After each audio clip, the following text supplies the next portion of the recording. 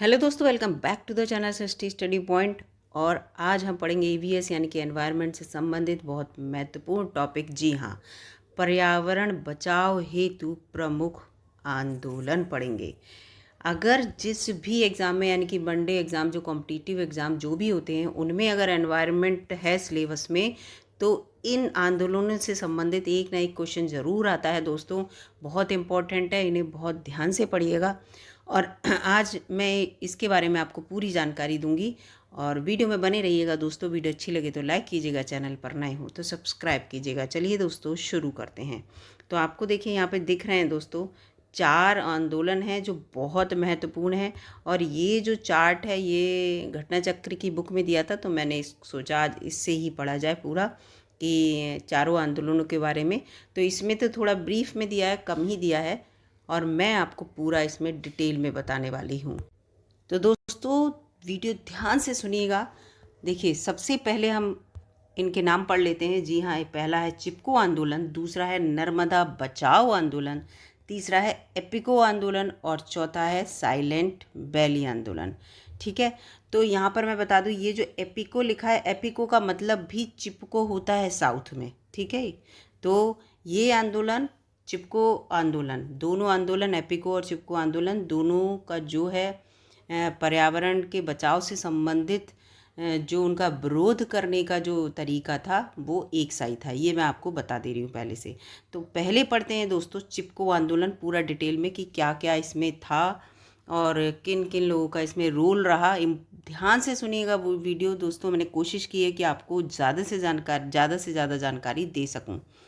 तो चिपको आंदोलन का इसमें ही देखिए लिखा हुआ है, इसका प्रारंभ 1973 में हुआ। कहाँ से हुआ? चमोली से हुआ, उत्तराखंड से। लेकिन याद रखिएगा 1973 में उत्तराखंड नहीं था, 1973 में ये उत्तर प्रदेश था। इस चीज़ को याद रखिएगा। ठीक है, ये क्वेश्चन भी आ सकता है कि 1973 में उत्तर प्रदेश में, इस तरह से। तो ये वास्तव में सच्चाई है क्योंकि 1973 में ये उस समय उत्तर प्रदेश था। सन 2000 में क्या हुआ? 2000 में ये उत्तराखंड बना है उत्तर प्रदेश से अलग होकर। इसके मुख्य संचालक गौरा देवी, इसको याद रखिएगा। इसके साथ साथ समर्थन में चंडी प्रसाद भट्ट और सुंदरलाल बहुगुणा थे। इस चीज़ को भी याद रखिएगा। इसके साथ साथ कामरेड गोविंद सिंह रावत का भी बहुत बड़ा रोल है। इस चीज़ को, चौथे नाम इसको याद रखिएगा, कामरेड गोविंद सिंह रावत।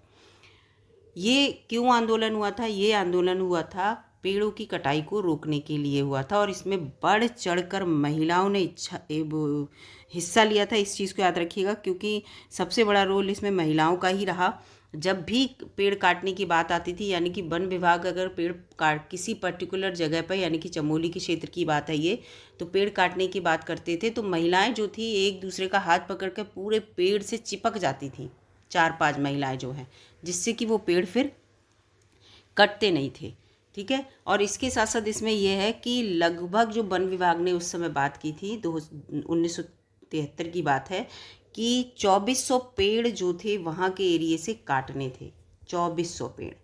ठीक है, वहाँ के लोगों को तो बहुत ज़्यादा लग रहे थे कि इतने 2400 से अधिक पेड़ जब ये कट जाएंगे तो क्या यहाँ का हाल होगा, है ना।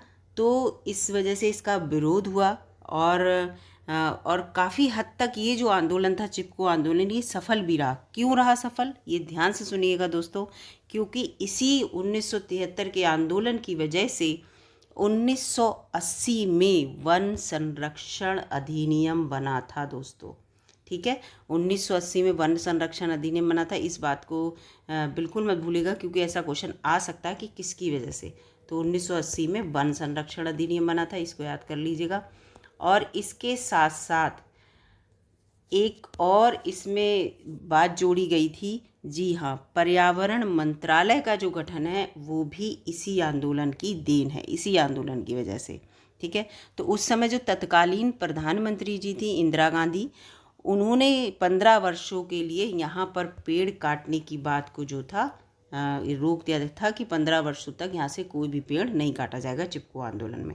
तो आपको चिपको आंदोलन में समझ में आ गया सबसे बड़ा रोल क्या है, किन लोगों का था। ये नाम याद कर लीजिए, कब हुआ ये याद कर लीजिए।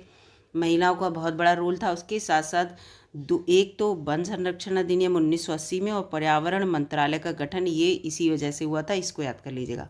अब आते हैं नर्मदा बचाओ आंदोलन। ये तो बहुत ही बड़ा आंदोलन था और इसके संबंध में इसमें तो कोर्ट वगैरह में भी गए थे लोग। तो नर्मदा बचाओ आंदोलन जो है वो 1985 में शुरू हुआ। मुखिया इसकी मेधा पाटकर थी, बाबा आमटे, ये दोनों नाम रट लीजिएगा इसमें। और क्या था, नर्मदा नदी के ऊपर बनाई जा रही बहुउद्देशीय बांध परियोजना को रोकने के लिए चलाया गया ये बांध था, वो आंदोलन था। और ये जो परियोजना बनाई गई थी, ये तो आंदोलन 1985 में हुआ था। इससे पहले एक परियोजना की नींव रखी थी, उस समय के जो प्रधानमंत्री थे वो थे पंडित जवाहरलाल नेहरू जी ने।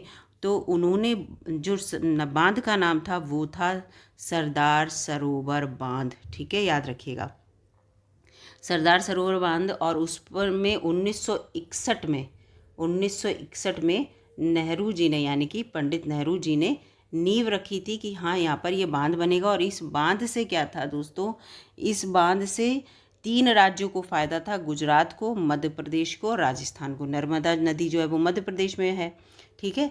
तो 3 राज्यों को फ़ायदा ये सुन रहे थे, गुजरात को और एमपी को और राजस्थान को, ठीक है। तो इससे ये था कि अगर ये बांध बन जाएगा तो जो गुजरात में सूखाग्रस्त क्षेत्र है, राजस्थान में है, यहाँ पर जो है इसको फ़ायदा होगा। उसके साथ साथ जो मध्य प्रदेश में पानी की समस्या है वो भी ख़त्म हो जाएगी, इस तरह से था। लेकिन बाद में क्या हुआ कि इसको लेकर ये था कि वहाँ से फिर जब जिस जगह पे कोई बांध बनेगा भाई, तो जब वो बांध बनेगा तो वहाँ का एरिया तो प्रभावित होगा। वहाँ आदिवासी जनसंख्या भी थी, आपको पता है एमपी में आदिवासी लोग रहते हैं। तो वहाँ के जो आदिवासी जनसंख्या थी, जो एरिया था, जो वहाँ की उनकी खेती बाड़ी थी, वो सब प्रभावित हो रही थी। वहाँ पर क्या था कि लगभग 240 से ज़्यादा गांव के लोग वहाँ से पलायन कर रहे थे, विस्थापित हो रहे थे, एक जगह से दूसरी जगह उन्हें जाना पड़ रहा था। 1 लाख से, मतलब 240 गांव की बात हो रही है, तो गांव है और उसमें 1 लाख से ज़्यादा लोग जो थे वो प्रभावित हो रहे थे, ठीक है। तो ये चीज़ जो थी, ये लोगों को लग रहा था कि इतने लोग प्रभावित हो रहे हैं, तो इस चीज़ को लेकर जो मेधा पाटकर जी हैं वो आगे आई, बाबा आमटे जी। इसके साथ साथ इसमें एक और थे, अनिल पटेल जी, वो उनका भी बहुत बड़ा इसमें रोल रहा था, इस चीज़ को याद रखिएगा। तो उन्होंने कहा था कि नहीं, अगर ये वाली परियोजना अगर बनती है तो इसमें जो है हमारे जो लोग हैं वो प्रभावित होंगे, उनका जो हर्जाना है और वो सब है, उसको लेकर इसमें काफ़ी इश्यूज़ रहे। और फिर उसकी जो ये बांध बन रहा था, इसकी ऊंचाई को लेके भी इश्यूज़ रहे, उसकी ऊंचाई को लेके सुप्रीम कोर्ट ने आदेश दिए, काफ़ी इसकी लंबी वो कहानी है।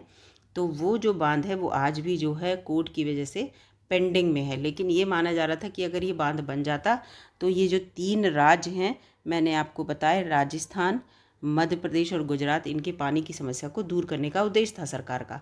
लेकिन उसके दूसरे पक्ष को वो लोग इतना ध्यान नहीं दे रहे थे। दूसरे पक्ष के बारे में जो है मेधा पाटकर जी, बाबा आमटे, इन लोगों ने बहुत अच्छा रोल निभाया। और नर्मदा नदी बचाओ अभियान जो है इनका चला, जिसे नर्मदा बचाओ आंदोलन कहा गया, पर्यावरण से संबंधित, ठीक है। इतना कुछ मैंने आपको बता दिया, काफ़ी इसकी स्टोरी आपको याद हो गई होगी। अब चलते हैं दोस्तों एपिको आंदोलन के ऊपर। एपिको का मतलब मैंने आपको बता ही दिया। एपिको का मतलब साउथ में क्या होता है, चिपको आंदोलन। इसका प्रारंभ 1983 को हुआ था। ये देखिए, इसके 10 साल बाद, यानी कि चिपको आंदोलन 1973 में हुआ था और एपिको आंदोलन 1983 में। और चिपको आंदोलन के बारे में दोस्तों एक बात और बता दूं, ये आंदोलन केवल उत्तराखंड तक ही सीमित नहीं रहा था। फिर ये आंदोलन बहुत जगह फैल गया था, बिहार में फैल गया था, ये देखिए साउथ में कर्नाटक में फैल गया था, और जगह फैल गया था, ये काफ़ी जगह ये फैल गया था। तो इस आंदोलन ने विशाल रूप ले लिया था। उसी का रोल है इसमें ये एपिको आंदोलन, ठीक है, उसी का परिणाम था। तो एपिको आंदोलन जो था, इसका इसमें लिखा नहीं है कि किसने इसमें बहुत अच्छा अपना रोल निभाया या कौन इसके मुखिया थे। तो वो थे पांडुरंग हेगड़े, ठीक है, पांडुरंग हेगड़े, याद रखिएगा, इनके लिए इसमें लिखा नहीं है, मैं यहाँ लिख दे रही हूँ, ठीक है। ये क्वेश्चन आता है कि एपिको आंदोलन में किसकी मुख्य भूमिका थी, तो पांडुरंग हेगड़े जी की थी। एक पर्यावरणविद थे ये। और ये किससे प्रेरित थे, ये प्रेरित थे सुंदरलाल बहुगुणा जी से, ठीक है, इनसे प्रेरित थे। मैं आपको पहले ही बता चुकी हूँ कि चिपको आंदोलन और एपिको आंदोलन जो है वो लगभग एक से थे। इसमें भी यही था कि जब भी पेड़ काटने की बात होती थी तो महिलाएं जो थीं पेड़ों के जो है चारों ओर जो है अपने आप को चिपका लेती थी, जिससे कि जो पेड़ों की कटाई है वो नहीं होती थी, ठीक है। ये एपिको आंदोलन में ये था, बिल्कुल चिपको आंदोलन की तरह। तो इस चीज़ को याद रखिएगा। और यहाँ पे वही लिखा है सब इसमें, वनों की सुरक्षा करना, वन संपत्ति की सुरक्षा करना, वनों को पुनः रोपित करना, इसका उद्देश्य था। अब आ जाते हैं साइलेंट वैली बचाओ। साइलेंट वैली कहाँ पे है दोस्तों, ये आपको पता ही होगा। साइलेंट वैली केरल में है, तो केरल से संबंधित ही है ये। तो ये यहाँ पे देखिए, मैं ऐसे दिखा दे रही हूँ आपको। केरल में इसका प्रारंभ 1973 में हुआ। 1973 में एक और आंदोलन शुरू हुआ था, वो था चिपको आंदोलन, याद रखिएगा, दोनों 1973 में।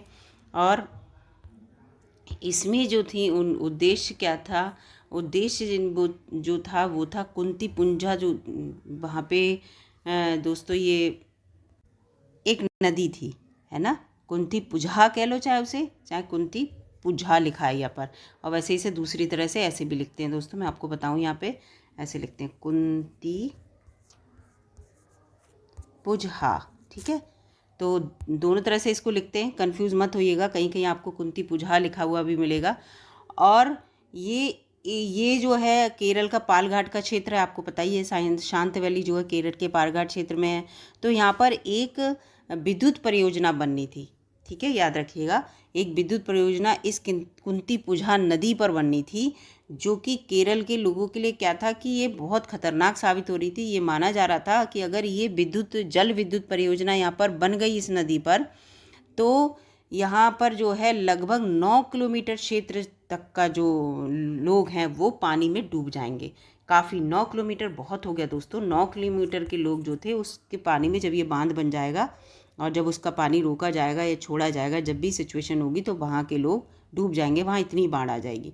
तो इसीलिए कहा था कि इस बांध को ना बनाया जाए, वो इस परियोजना को ना बनाया जाए, जिससे कि हमारे यहाँ के लोग जो हैं उससे प्रभावित ना हो। 9-10 किलोमीटर के लोग जो थे वो प्रभावित हो रहे थे।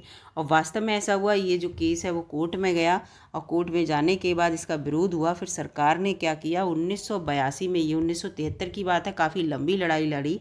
1982 में मेनन कमेटी बनी इससे संबंधित, ठीक है। साइलेंट वैली से संबंधित कौन सी कमेटी बनी थी, मेनन कमेटी बनी, ये भी याद रखिएगा। मेनन कमेटी ने भी क्या कहा कि हाँ प्रभावित तो होंगे लोग।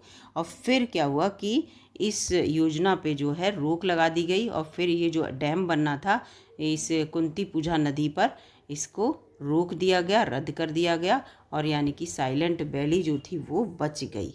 तो आपको ये चारों आंदोलन समझ में आ गए होंगे। मोस्ट इम्पॉर्टेंट आंदोलन है दोस्तों, एक बार फिर से वीडियो देख लीजिएगा तो आपको अच्छे से समझ में आ जाएगा। चिपको आंदोलन, नर्मदा बचाओ आंदोलन, एपिको आंदोलन और साइलेंट वैली आंदोलन। और एपिको आंदोलन के बारे में एक और बता दूं आपको, एपिको आंदोलन जो था 38 दिनों तक चला था। ये मैं छोटी छोटी बातें आपको इसलिए बता रही हूँ क्योंकि ये इस टाइप के क्वेश्चन आ जाते हैं कि एपिको आंदोलन कितने दिनों तक चला था। अब आपको कहीं मिलेगा नहीं, कहीं आपने पढ़ा नहीं होगा, तो ये होगा अरे कब तक चला था। इसके साथ एक और इम्पॉर्टेंट व्यक्ति के बारे में बताना चाहती हूँ, वंदना शिव, ठीक है। वंदना शिव के बारे में, वंदना शिव जो है लेखिका भी हैं और पर्यावरण कार्यकर्ता भी हैं। इनको अनाज का गांधी कहते हैं, ठीक है, अनाज का गांधी। इस चीज़ को याद कर लीजिएगा, ये क्वेश्चन आ सकता है एग्जाम में। तो वीडियो कैसी लगी दोस्तों, वीडियो अच्छी लगी हो तो लाइक कीजिएगा, चैनल पर नए हो तो सब्सक्राइब कीजिएगा। मिलती हूँ आपसे अगली वीडियो में।